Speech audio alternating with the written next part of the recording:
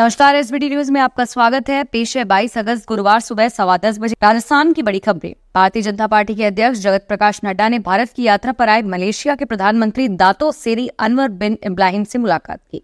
Party के विदेश विभाग के प्रभारी विजय चौथाईवाले ने यहां बताया कि भाजपा को जाने पहल के अंतर्गत हुई इस मुलाकात के दौरान दोनों नेताओं ने पिछले एक दशक में भारत और मलेशिया के बीच संबंधों में हुई महत्वपूर्ण प्रगति पर चर्चा की।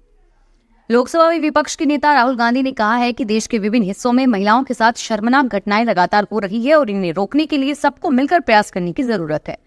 गांधी ने कहा कि पश्चिम बंगाल, यूपी, बिहार के बाद महाराष्ट्र में भी बेटियों के खिलाफ अपराध सोचने पर मजबूर करते हैं।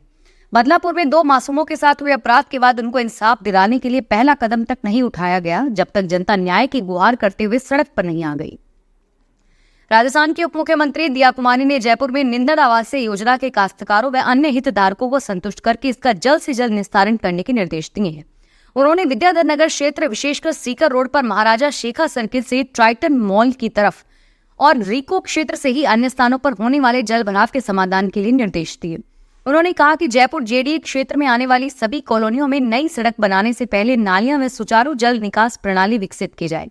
उन्होंने कहा कि जहां जल भराव की समस्या रहती है उन स्थानों पर सीसी सड़क का निर्माण किया जाए। चुनाव आयोग ने बुधवार को कहा कि हरियाणा सरकार द्वारा सरकारी नौकरियों की भर्ती के लिए दिया गया विज्ञापन आदर्श आचार संहिता का उल्लंघन नहीं है।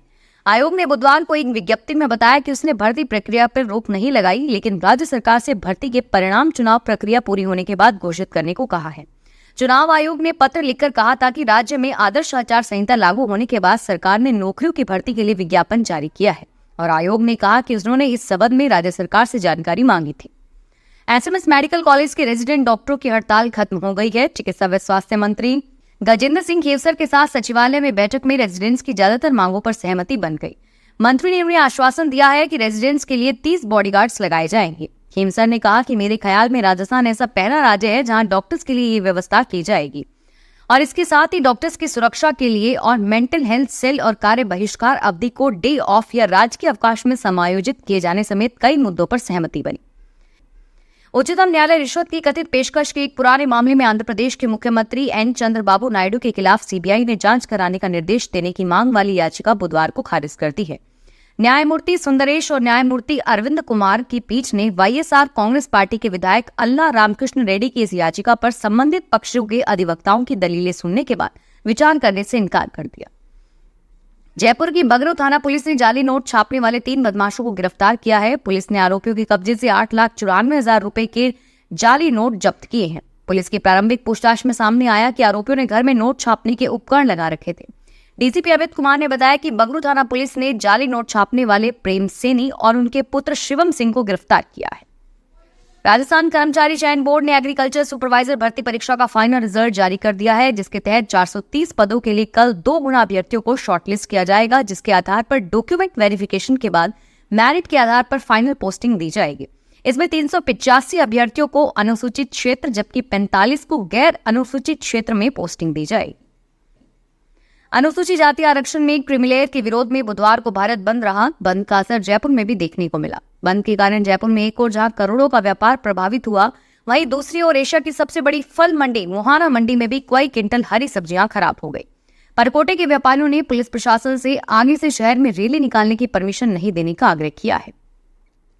सुप्रीम कोर्ट के आरक्षण में कोटा लागू करने की इजाजत देने के खिलाफ बुधवार को दलित आदिवासी संगठनों ने 14 घंटे का भारत बंद बुलाया। नेशनल कन्फेडरेशन ऑफ दलित व आदिवासी ऑर्गेनाइजेशन ने इसे दलित और आदिवासियों के संवैधानिक अधिकारों के खिलाफ बताया है और वहीं राजस्थान, मध्य प्रदेश और उत्तर प्रदेश में इसको लेकर अलर्ट है। बिहार में बंद का सबसे ज्यादा असर दिखा। झारखंड के पूर्व सीएम और उच्च शिक्षा मंत्री चंपाई सोरेन अब नई पार्टी बनाएंगे। दिल्ली से सराय रोड़ा लूटने के 12 घंटे के बाद बुधवार 21 अगस्त को अपने आवास पर इन्होंने घोषणा की। चंपाई ने कहा कि हमने जो अध्याय शुरू किया है उसका चैप्टर बदलता रहेगा और इस नए संगठन को हम मजबूत करेंगे। एमबीएम विश्वविद्यालय में 27 अगस्त सुबह 11 बजे से पीएचडी प्रवेश परीक्षा का आयोजन होगा। परीक्षा में 3 घंटों की समयावधि में 100 बहुवैकल्पिक प्रश्न पूछे जाएंगे। 50 प्रश्न विशेष विषय की और 50 प्रश्न रिसर्च मैथोडोलॉजी विषय से संबंधित होंगे। प्रार्थियों को परीक्षा के दिन अपने पहचान दस्तावेज और आवेदन की प्रति दिखाना होगा। परीक्षा शुरू होने के आधे घंटे पहले प्रवेश दिया जाएगा। उदयपुर के राजकीय उच्च माध्यमिक विद्यालय भटियानी चौहट्टा की प्रिंसिपल ईशा धर्मावत को निलंबित कर दिया गया है। इस आशय का आदेश शिक्षा विभाग के निर्देशक भी जारी किया था। 16 अगस्त को छात्र पर साथी छात्र द्वारा चाकू हमले करने के मामले को विभाग ने प्रिंसिपल व स्टाफ की लापरवाही माना है। उन्होंने कहा कि उनकी उपस्थिति और अनुशासन को लेकर ध्यान नहीं रखा गया और इसी वजह से इस तरह की घटना हुई। उनके विरुद्ध विभागीय जांच बैठाई गई है और उनका मुख्यालय सीबीओ भैंस रोडगढ़ चित्तौड़गढ़ कर दिया गया है। 28 अगस्त से शुरू हो रहे पेरिस पैरा ओलंपिक 2024 में भारतीय दल के साथ जींद जिले के बांगर का मन्नू खटकड़ रवाना हुआ। 30 अगस्त को शॉटपुट में अपनी कैटेगरी में भारत का प्रतिनिधित्व करते हुए दम दिखाएंगे। मनु खटकड़ के पिता कुलदीप खटकड़ ने बताया कि जिस प्रकार भारतीय खिलाड़ी का सपना होता है कि वह ओलंपिक में अपने भारतीय ध्वज को लहराए, मनु खटकड़ भी पैरा ओलंपिक में भारतीय ध्वज को लहराने का सपना लेकर पेरिस के लिए रवाना हुआ है। केंद्र सरकार ने इलाहाबाद उच्च न्यायालय के 9 और आंध्र प्रदेश उच्च न्यायालय के 2 अतिरिक्त न्यायाधीशों को उन्हीं उच्च न्यायालयों का स्थायी न्यायाधीश नियुक्त करने की बुधवार को घोषणा की। केंद्रीय विधि व न्याय मंत्रालय के न्याय विभाग ने 2 अलग अलग अधिसूचनाएं जारी करके कहा कि राष्ट्रपति ने भारत के संविधान के अनुच्छेद 217 के खंड 1 द्वारा प्रदत्त शक्ति का प्रयोग करते हुए उन अतिरिक्त न्यायाधीशों को नियुक्त करने की अनुमति दी है। अधिसूचनाओं के अनुसार इलाहाबाद उच्च न्यायालय के अतिरिक्त न्यायाधीश सैयद कमर हसन रिजवी, न्यायमूर्ति मनीष कुमार निगम, न्यायमूर्ति क्षितिज शैलेंद्र, न्यायमूर्ति विनोद दिवाकर, न्यायमूर्ति मंजीव शुक्ला, न्यायमूर्ति अमर कुमार देशवाल को पदोन्नत कर उसी न्यायालय में स्थायी न्यायाधीश नियुक्त किया गया है। और इसी प्रकार आंध्र प्रदेश न्यायालय के अतिरिक्त न्यायाधीश श्रीमती न्यायमूर्ति वैकंठ ज्योतिमयी प्रताप और न्यायमूर्ति वेणुथरमल्ली गोपाल कृष्ण राव को स्थायी न्यायाधीश नियुक्त किया गया है। फिलहाल इस बुलेटिन में इतना ही और फिर हाजिर होंगे तमाम बड़ी खबरों के साथ। धन्यवाद। अगर आप भी अपने आसपास की छोटी बड़ी और महत्वपूर्ण खबरों से अपडेट रहना चाहते हैं तो सब्सक्राइब कीजिए हमारे चैनल एसपीटी न्यूज को और प्रेस कीजिए बेल आइकन पर।